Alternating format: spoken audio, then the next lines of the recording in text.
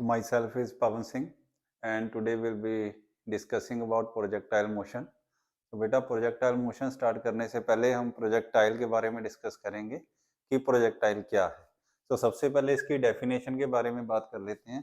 So anybody which is thrown in air so that it moves totally under the effect of gravity alone is known as projectile. तो क्या लिखेंगे कि a body thrown in air so that it moves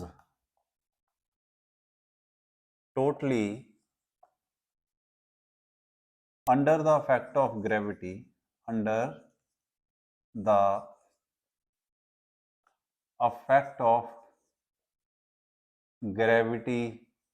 alone is known as projectile.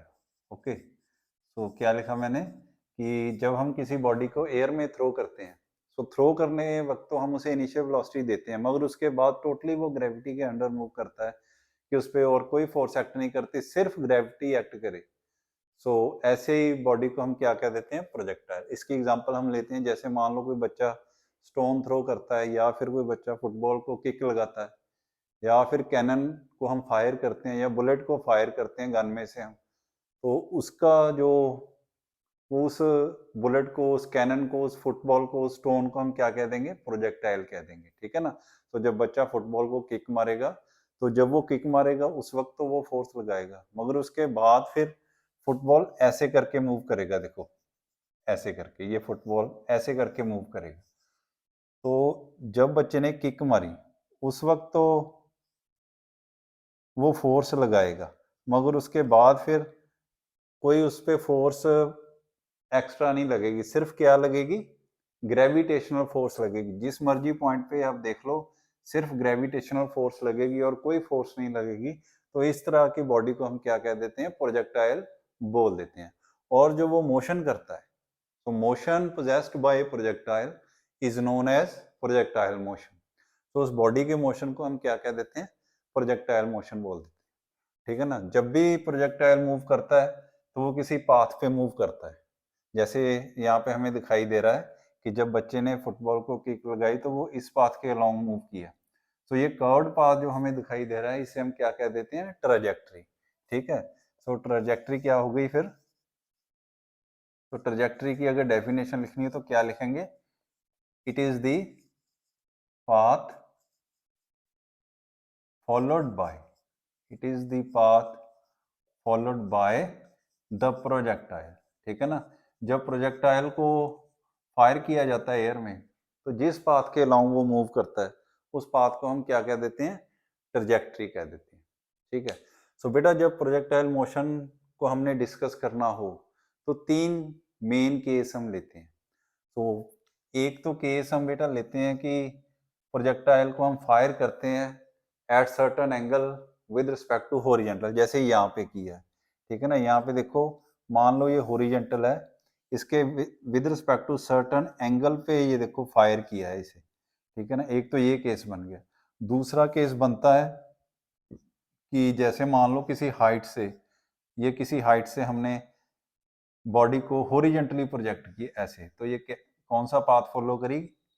ऐसा path follow करेगी और यहाँ पे ground पे आके स्ट्राइक करेगी। एक ये वाला केस हो गया कि बॉडी को हम प्रोजेक्ट करते हैं horizontally from certain height.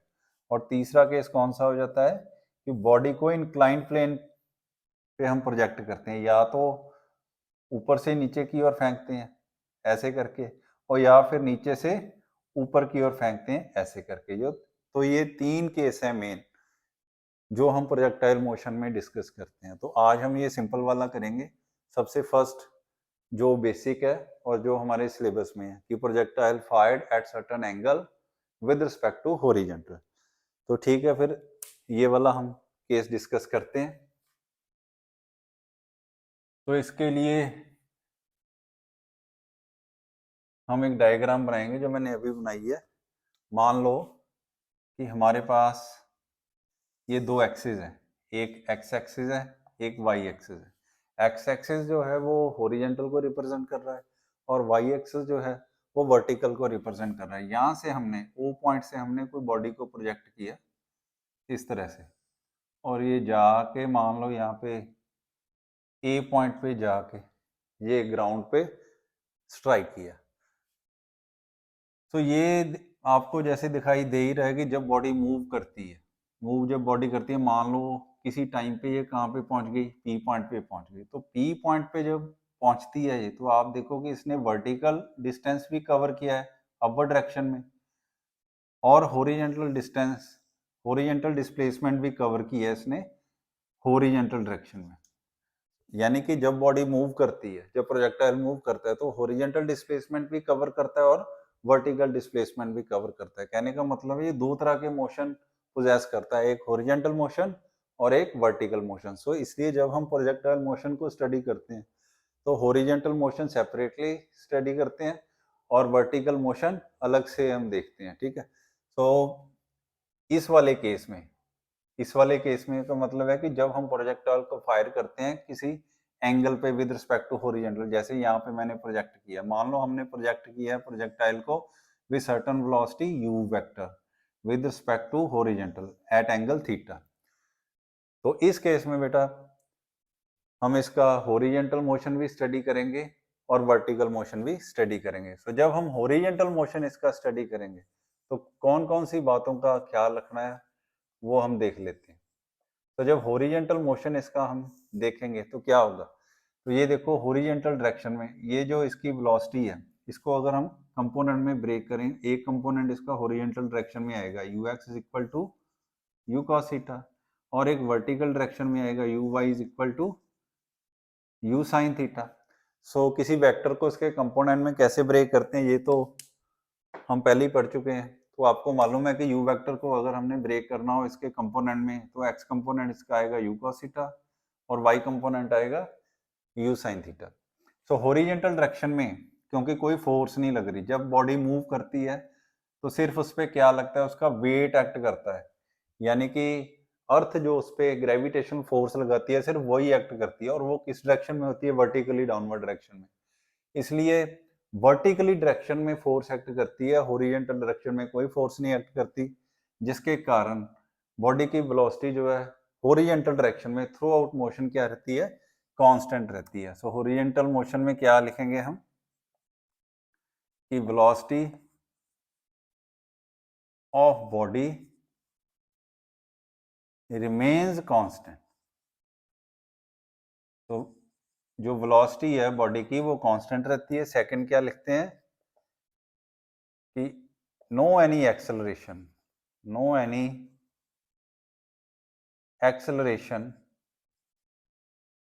Is present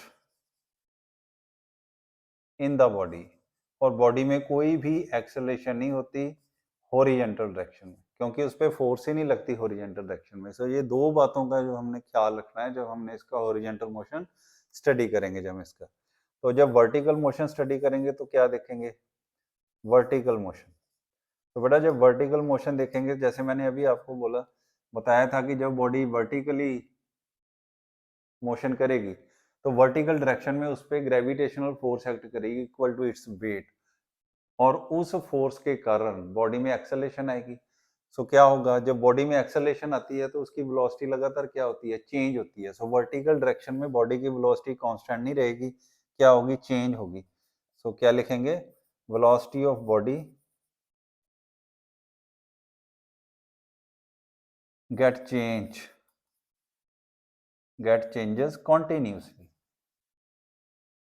तो लगातार बॉडी की वेलोसिटी जो है वो कंटिन्यूसली चेंज होगी। और सेकंड क्या होगा कि बॉडी पोजेस एक्सेलरेशन, क्योंकि बॉडी की वेलोसिटी जब चेंज होगी, जब बॉडी किसी भी बॉडी की वेलोसिटी चेंज होती है तो उसमें क्या आती है, एक्सेलरेशन आती है। और एक्सेलरेशन कब आती है, जब बॉडी पे फोर्स लगती है।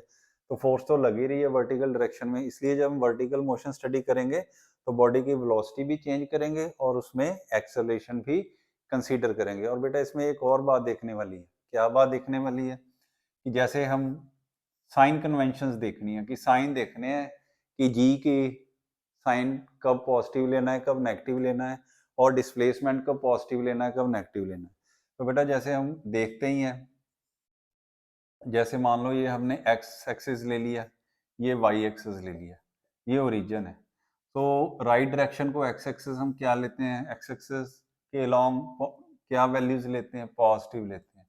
इसी तरह से वाई एक्सिस के अलोंग वर्टिकल अपवर्ड डायरेक्शन में सारी वैल्यूज क्या ले लेते हैं, पॉजिटिव लेते हैं, ठीक है ना। वर्टिकली अगर कोई भी चीज है जो ऊपर को बढ़ रही है अपवर्ड डायरेक्शन में, उसे हम क्या लेंगे, पॉजिटिव लेंगे। और डाउनवर्ड डायरेक्शन में हम क्या लेंगे, नेगेटिव लेंगे, क्योंकि जीरो से डाउनवर्ड डायरेक्शन में जब हम जाते हैं तो y की वैल्यू क्या लेते हैं, नेगेटिव लेते हैं। सो इस बात को ध्यान में रखते हुए जब बॉडी अपवर्ड डायरेक्शन में जाएगी, अपवर्ड डायरेक्शन में मूव करेगी, तो हम डिस्प्लेसमेंट, वेलोसिटीज, ये सारी क्या लेंगे, पॉजिटिव लेंगे। और जब वो डाउनवर्ड डायरेक्शन में आएगी तो डिस्प्लेसमेंट्स और उसकी वेलोसिटीज क्या लेंगे, हम नेगेटिव लेंगे। और एक्सेलरेशन ड्यू टू ग्रेविटी का साइन क्या लेंगे, जी का साइन क्या लेंगे, ये हम हमेशा नेगेटिव लेते हैं। क्यों नेगेटिव लेते हैं, क्योंकि बेटा इसके पाथ पे कहीं भी आप देख लो, एक्सेलरेशन ड्यू टू ग्रेविटी किस डायरेक्शन में एक्ट करती है, डाउनवर्ड डायरेक्शन में एक्ट करती है।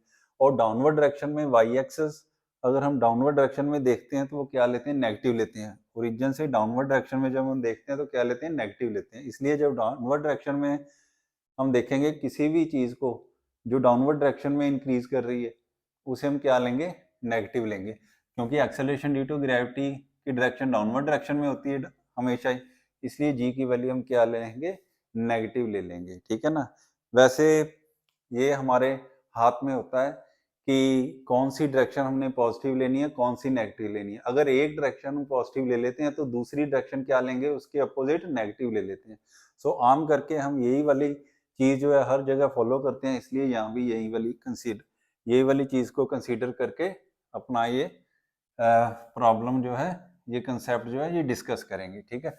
सो ये जो बातें आपने ध्यान में रखनी है। तो हम क्या करेंगे, इसकी इक्वेशन ऑफ ट्रेजेक्टरी जो है वो फाइंड आउट करेंगे। तो जैसे हम यही वाला डिस्कस कर रहे थे प्रोजेक्टाइल मोशन, कि जब बॉडी एंगल थीटा पे फायर करते हैं हम विद रिस्पेक्ट टू हॉरिजॉन्टल, तो इसकी इक्वेशन ऑफ ट्रेजेक्टरी सबसे पहले हम अब फाइंड करेंगे। इक्वेशन ऑफ ट्रेजेक्टरी का क्या मतलब है, ट्रेजेक्टरी का मतलब तो मैंने अभी आपको बताया था कि बॉडी जिस पाथ पे मूव करती है उस पाथ को हम क्या कह देते हैं, उसकी ट्रेजेक्टरी कह देते हैं। सो ये पाथ की इक्वेशन हमने ड्राइव करनी है। इक्वेशन ड्राइव करने का मतलब है कि एक्स और वाई में रिलेशन ड्राइव करना है, और वहां से हम अगर ग्राफ ड्रा करेंगे तो बिल्कुल इस पाथ क्या जो इसने कवर किया प्रोजेक्टाइल ने, उसको हम ड्रा कर सकते हैं, ठीक है ना। जैसे आपको मालूम ही है y is equal to m x plus c, ये लाइन की इक्वेशन होती है। m की वैल्यू ये स्लोप होती है और ये कांस्टेंट होता है, ये दी हुई होती है। जैसे मान लो आपको दिया है 3x प्लस 7, तो x की वैल्यू भरते जाएंगे और y की आती जाएगी, एक टेबल बनेगा, उससे जब हम ड्रा करेंगे तो एक स्ट्रेट लाइन आएगी, ठीक है।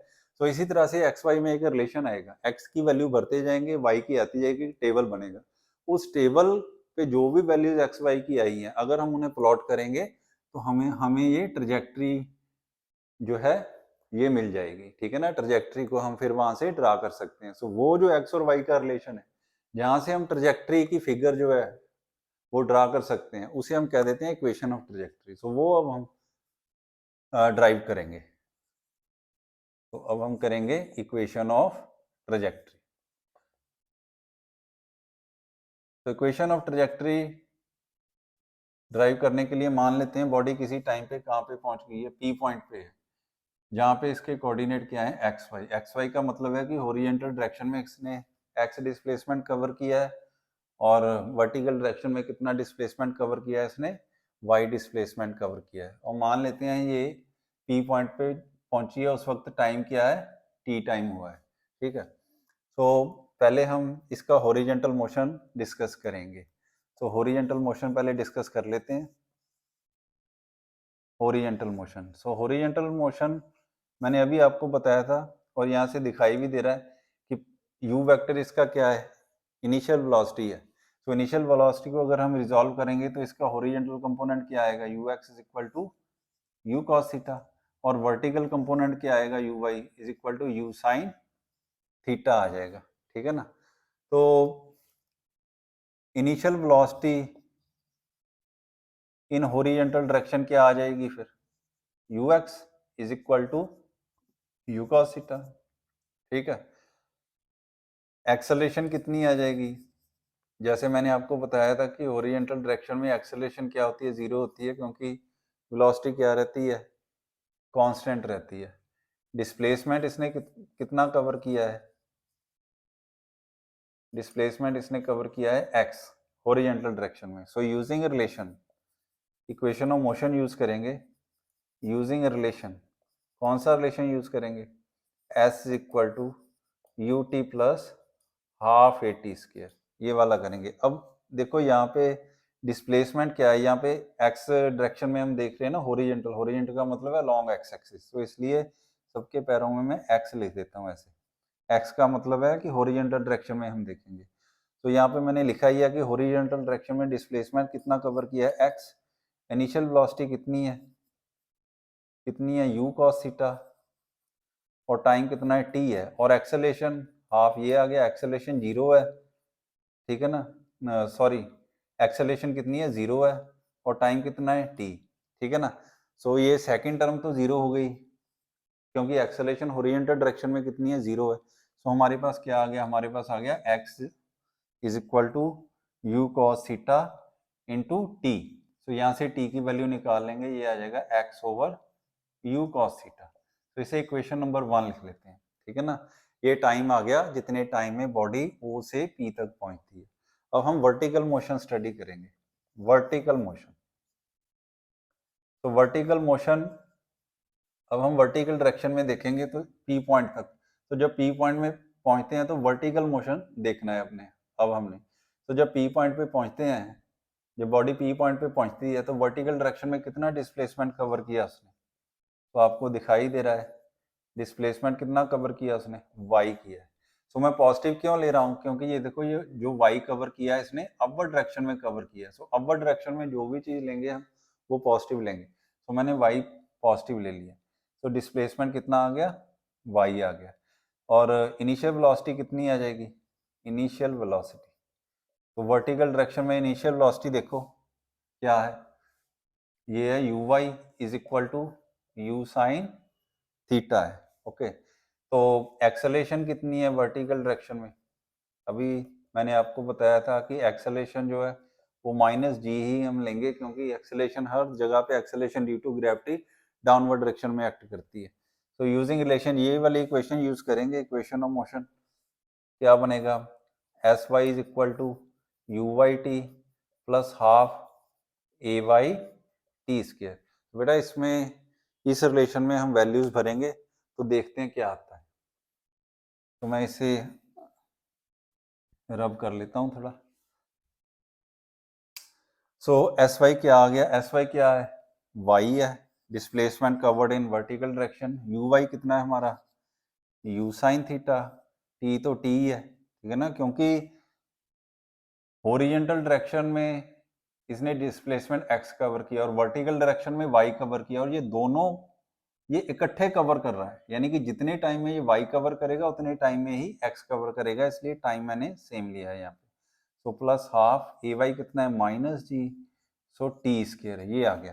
तो बेटा यहाँ पे वैल्यू भर देनी है t की, यू साइन थीटा, ये देखो एक नंबर इक्वेशन से यहाँ पे t की वैल्यू भरो, t कितना लिखा है, x over you cos theta, ये माइनस का साइन यहाँ पे आ जाएगा, माइनस हाफ जी, टी कितना है, x over you cos theta का स्केयर आ जाता है, ये कितना आ जाएगा, ये देखो u से u कैंसिल हो गया, sine theta over cos theta क्या होता है, टेंजेंट थीटा, ये बन गया x tangent theta minus half g x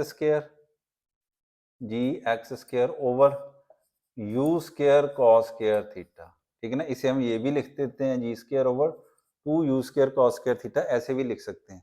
तो ये बन गई equation of trajectory.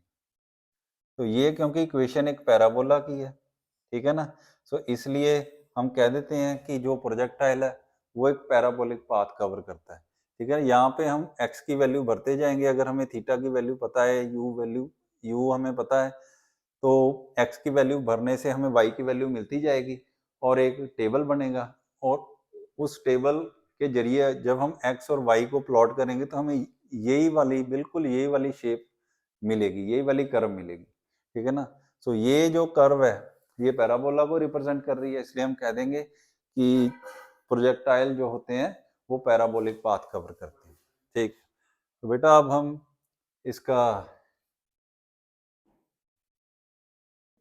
Time of light और हॉरिजॉन्टल रेंज और मैक्सिमम हाइट जो है वो फाइंड आउट करेंगे। तो इक्वेशन ऑफ ट्रैजेक्टरी तो हमने फाइंड आउट कर ली है। सो अब नेक्स्ट हमारा है time of flight. Time of flight. तो टाइम ऑफ फ्लाइट क्या होता है? तो टाइम ऑफ फ्लाइट का मतलब है कि प्रोजेक्टाइल कितनी देर हवा में रहा थ्रो करने के बाद। यहाँ पे जब हमने प्रोजेक्टाइल को थ्रो किया तो ओ से ये ए तक पहुंचने में कितनी देर हवा में रहता है, उस टाइम को हम क्या कह देते हैं? टाइम ऑफ फ्लाइट कह देते हैं। सो क्या इसकी डेफिनेशन लिखेंगे कि it is the time for which projectile will remains in air। सो जितनी देर तक प्रोजेक्टाइल एयर में रहता है उसे हम उसका क्या कह देते हैं? टाइम ऑफ फ्लाइट बोल देते हैं, ठीक है ना। तो टाइम ऑफ फ्लाइट, क्योंकि देखो टाइम ऑफ फ्लाइट कैसे निकालेंगे? मान लो कि ओ से बॉडी चलती है और मैक्सिमम हाइट जहां पे बॉडी पहुंचती है ड्यूरिंग इट्स मोशन वो m है, ठीक है ना। m के बाद बॉडी नीचे आना शुरू कर देती है, यानी o से m तक जब पहुंचती है तो ऊपर को जाती है और m पे जाके ये फिर नीचे आना शुरू कर देती है। यानी जब बॉडी m पे पहुंचती है, m पे, तो इसका मोशन बिल्कुल हॉरिजॉन्टल हो जाता है, बिल्कुल हॉरिजॉन्टल। यानी कि वर्टिकल डायरेक्शन में इसकी वेलोसिटी का कंपोनेंट क्या हो जाता है? 0 हो जाता है। मगर हॉरिजॉन्टल डायरेक्शन में रहता है, हॉरिजॉन्टली तो ये मूव करती है, मगर वर्टिकली क्या हो जाती है? मूवमेंट के लिए स्टॉप करती है और फिर नीचे आना शुरू करती है। तो जैसे हमें मालूम ही है कि जो बॉडी ग्रेविटी के अंदर मूव करती है, ग्रेविटी के अंदर, ग्रेविटेशनल फोर्स के अंदर मूव करती है, तो जितना टाइम ग्राउंड से मैक्सिमम हाइट तक लेती है उतना ही टाइम मैक्सिमम हाइट से ग्राउंड तक लेती है, ये हमें मालूम है।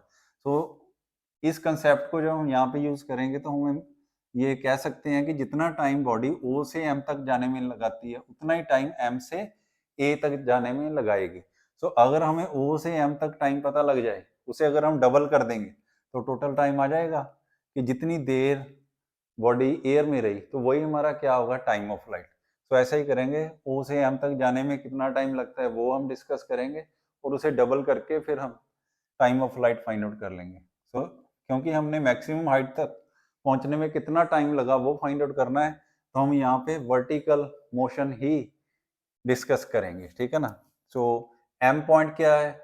एम पॉइंट मैक्सिमम हाइट वाला पॉइंट है कि during motion M is the topmost point, वो है, ठीक है ना। जब बॉडी मूव करती है, प्रोजेक्टाइल मोशन करता है, तो एम क्या है? टॉप मोस्ट पॉइंट है कि जिसके बाद बॉडी नीचे आना शुरू कर देती है।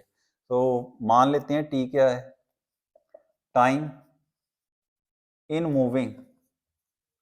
Moving from O to M. O से एम तक जाने में कितना टाइम लगता है? टी टाइम लगता है। सो ये टी हमने फाइंड आउट करना है। सो वर्टिकल मोशन यहाँ पे हम लेके चलेंगे। सो क्योंकि वर्टिकल डायरेक्शन में कितना डिस्प्लेसमेंट इसने कवर किया है? कितना डिस्प्लेसमेंट कवर किया है? मैक्सिमम हाइट कवर की है। मगर यहाँ पे एम पॉइंट पे जो बॉडी पहुंचती है तो इसकी वर्टिकल वेलोसिटी कितनी हो जाती है? So at point M velocity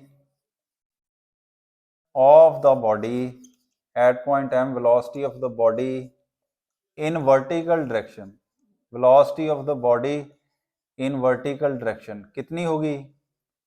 ये हम मान लेते हैं कितनी होगी? 0 होगी। मान लेते हैं वी वाई है और ये किसके इक्वल होगी? 0 होगी। जैसे मैंने अभी आपको बताया कि जब ये एम पॉइंट पे पहुंचेगा तो उसके बाद ये और ऊपर नहीं जाएगा, उसके बाद नीचे आना शुरू करेगा। एम पॉइंट पे मूवमेंट के लिए ये स्टॉप करेगा। सो वर्टिकल डायरेक्शन में इसकी वेलोसिटी क्या हो जाएगी? 0 हो जाएगी। हॉरिजॉन्टली तो होगी मगर वर्टिकली क्या होगी? 0 होगी। तो वर्टिकल डायरेक्शन में इनिशियल वेलोसिटी कितनी है इसकी? अगर इनिशियल वेलोसिटी हम लें तो कितनी है? इनिशियल वेलोसिटी इसकी कितनी है? u साइन थीटा, और टाइम कितना लगा है? t लगा है। सो इक्वेशन ऑफ मोशन दोबारा यूज करो तो क्या लिखेंगे हम?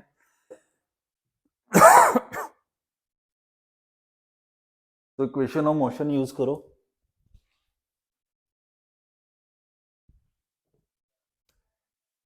तो क्या लिखेंगे कि v y is equal to u y plus a T.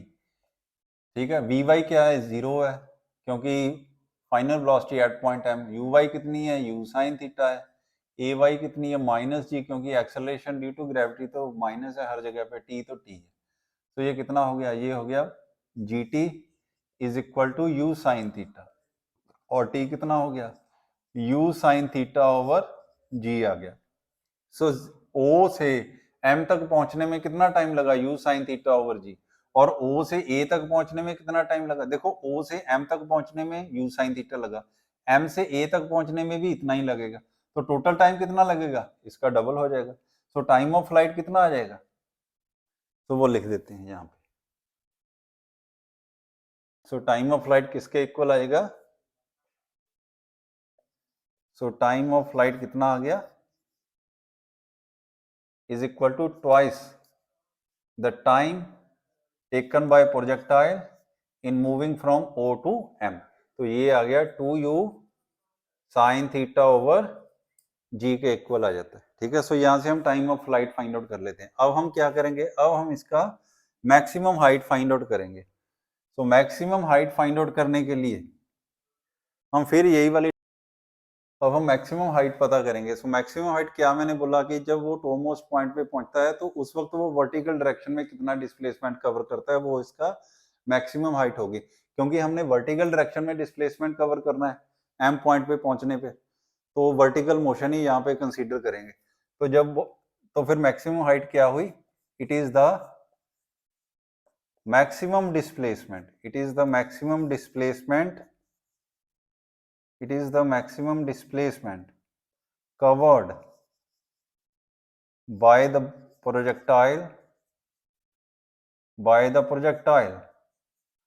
in vertical direction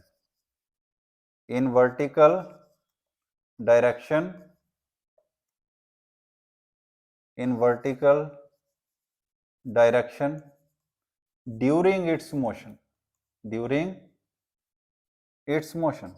so projectile अपने मोशन के दौरान वर्टिकल डायरेक्शन में मैक्सिमम डिस्प्लेसमेंट कितना कवर करता है? मैक्सिमम कितना करता है? जब वो एम पॉइंट पे पहुंचता है उस वक्त मैक्सिमम होता है, उसके बाद फिर कम होना शुरू हो जाता है। So maximum displacement cover in vertical direction, यानी कि मान लो ये एन पॉइंट है, सो एन से एम पॉइंट तक जो डिस्प्लेसमेंट है वर्टिकल डायरेक्शन में, वो मैक्सिमम डिस्प्लेसमेंट है, तो वो हमने फाइंड आउट करना है। तो वर्टिकल मोशन ही यहाँ पे कंसीडर करेंगे। सो एम पॉइंट पे हमने कंसीडर करना है। So motion in vertical direction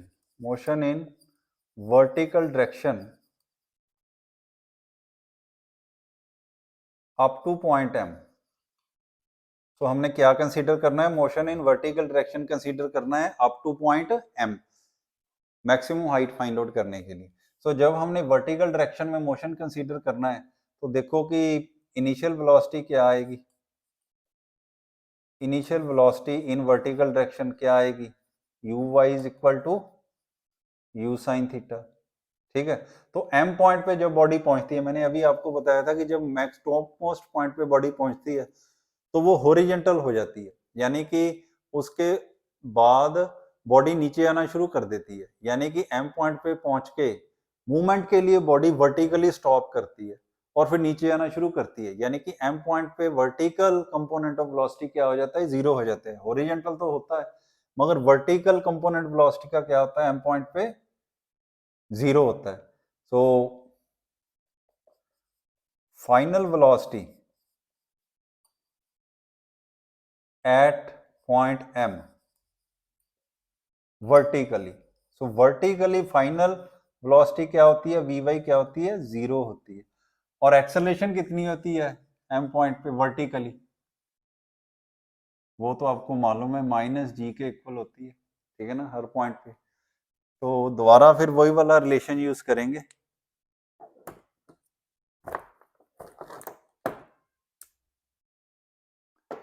सो दोबारा यूज करो relation s is equal to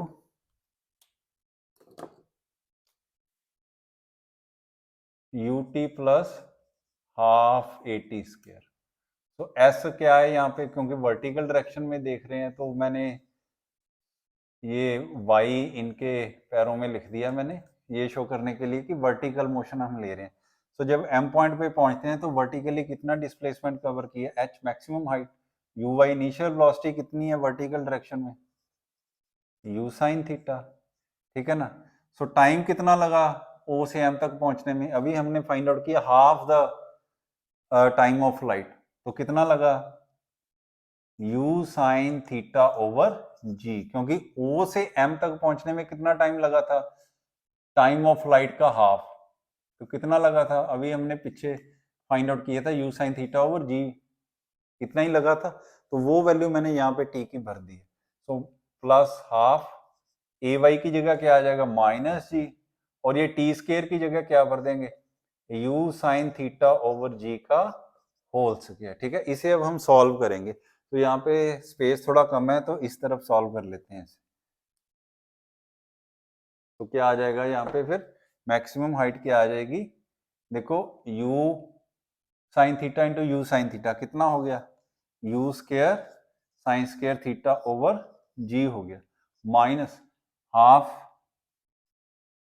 जी, ये कितना हो गया u square sine square theta over g square, g से जी कैंसिल हो गया, कितना आ गया u square sine square theta over g, minus half u square sine square theta over जी।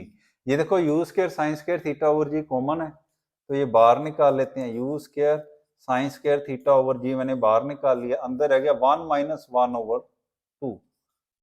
तो इसको सॉल्व करो तो कितना आ जाएगा, तो ये हमारा आ जाएगा h is equal to u square sine square theta over 2g।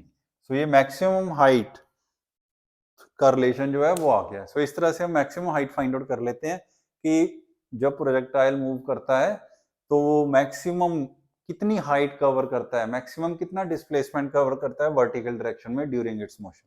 तो बेटा हमने टाइम ऑफ फ्लाइट भी पता कर लिया, मैक्सिमम हाइट भी पता कर ली, अब हम हॉरिजॉन्टल रेंज फाइंड आउट करेंगे। हॉरिजॉन्टल रेंज क्या होगा कि जब प्रोजेक्टाइल मूव करेगा तो शुरू से लेके लास्ट तक ये हॉरिजॉन्टली मैक्सिमम कितना डिस्प्लेसमेंट कवर करता है। तो ओ से शुरू हुआ, ए पे जाके इसका मोशन खत्म हो गया, ग्राउंड पे स्ट्राइक कर गया, तो ओ से लेके ए तक इसने हॉरिजॉन्टली कितना डिस्प्लेसमेंट कवर किया, उसे हम क्या कह देते हैं हॉरिजॉन्टल रेंज बोल देते हैं। वो अब हम वो फाइंड आउट करेंगे। सो हॉरिजॉन्टल रेंज की डेफिनेशन फिर क्या लिखेंगे, जैसे हमने मैक्सिमम हाइट की लिखी थी कि it is the maximum displacement covered in vertical direction, तो ये क्या लिखेंगे, ये हॉरिजॉन्टल डायरेक्शन में लिखेंगे हॉरिजॉन्टल रेंज। तो हॉरिजॉन्टल रेंज को हम आर से डिनोट करते हैं, क्या होती है, it is the displacement, it is the displacement covered by, it is the displacement covered by the projectile in horizontal direction, in horizontal direction during its motion, during its motion। तो बेटा जैसे ये देखो u cos थीटा है, ये इसके इसमें वो ओवरलैप हो रहा है, तो इसे साइड, इसे किसी अलग कलर से डिनोट कर देते हैं कि u x is equal to u sine theta, u cos theta sorry, ताकि ये हमें अलग ही दिखाई दे, ये ओवरलैप ना हो इसके साथ मेन डेफिनेशन के साथ, ठीक है, ये हमने लिख दी। तो अब हम हॉरिजॉन्टल रेंज फाइंड आउट करेंगे, तो हॉरिजॉन्टल डिस्टेंस कंसीडर करेंगे ओ से लेके ए तक। तो जैसे मैंने आपको पहले ही बताया था कि हॉरिजॉन्टल डायरेक्शन में वेलोसिटी कांस्टेंट रहती है उसमें एक्सेलरेशन नहीं होती, ठीक है ना। सो हॉरिजॉन्टल डायरेक्शन में एक्सेलरेशन कितनी आएगी, एक्सेलरेशन ओरिएंटल डायरेक्शन में कितनी आएगी, 0 आएगी। इनिशियल वेलोसिटी कितनी आएगी, ux u cos थीटा आएगी। और टाइम कितना आएगा, जितना टाइम ऑफ फ्लाइट होता है, ठीक है ना। क्योंकि O से A तक पहुंचने में कितना टाइम लगा, जितनी देर प्रोजेक्टाइल एयर में रहा, यानी कि जितना टाइम ऑफ फ्लाइट है। और टाइम ऑफ फ्लाइट कितना है, 2u sin theta over g। सो टाइम इतना लगेगा बॉडी को O से A तक पहुंचने में। तो अब हॉरिजॉन्टल रेंज फाइंड आउट करनी है तो यूज करो रिलेशन फिर, Sx is equal to uxt plus half axt square. तो क्या आ जाएगा, Sx को क्या लिखेंगे, हॉरिजॉन्टल रेंज r से लिखते हैं। ux कितना है, u cos थीटा। t कितना है, 2u sin theta over g। Acceleration कितनी है, 0 है, ठीक है ना, इतना आ गया। सो सेकंड टर्म तो 0 हो ही गई। ये कितनी हो जाएगी, ये देखो 2u इंटू यू कितना हो गया, 2u स्क्वायर। आगे sine theta cos theta over g हो गया। सो ये देखो यहाँ पे मैं u स्क्वायर को साइड पे लिख के 2 से मल्टीप्लाई कर देता हूँ अंदर, 2 sine theta cos theta over g आ गया। सो ये 2 साइन थीटा कॉस थीटा क्या होता है, ये होता है साइन 2 थीटा ओवर जी। तो ये हमारा बन गया साइन 2 थीटा ओवर जी, क्योंकि 2 साइन थीटा कॉस थीटा क्या होता है, साइन 2 थीटा। तो ये बन गई हॉरिजॉन्टल रेंज। तो इस तरह से बेटा हम हॉरिजॉन्टल रेंज का रिलेशन जो है वो हम ड्राइव कर लेते हैं, ठीक। सो हमने टाइम ऑफ फ्लाइट भी फाइंड आउट किया, मैक्सिमम हाइट भी फाइंड आउट कर ली और हॉरिजॉन्टल रेंज भी फाइंड आउट कर लिया। तो इस तरह से बेटा ये प्रोजेक्टाइल जो हमने आज डिस्कस किया ये कंप्लीट हो गया। सो इसके बाद हम इसके 2 केस और आते हैं कि एक सर्टन हाइट से हॉरिजॉन्टली फायर करते हैं और एक इंक्लाइन प्लेन से, ठीक है। सो इस तरह के प्रोजेक्टाइल को जो किसी एंगल पे फायर किया जाता है विद रिस्पेक्ट टू हॉरिजॉन्टल, इसे हम ओब्लीक प्रोजेक्टाइल भी बोल देते हैं। क्या बोल देते हैं, ओब्लीक प्रोजेक्टाइल, ठीक है ना। तो इस तरह का जो प्रोजेक्टाइल होता है जो किसी एंगल पे फायर किया जाता है विद रिस्पेक्ट टू हॉरिजॉन्टल, उसे और क्या कह देते हैं, ओब्लीक प्रोजेक्टाइल। तो थैंक यू बेटा।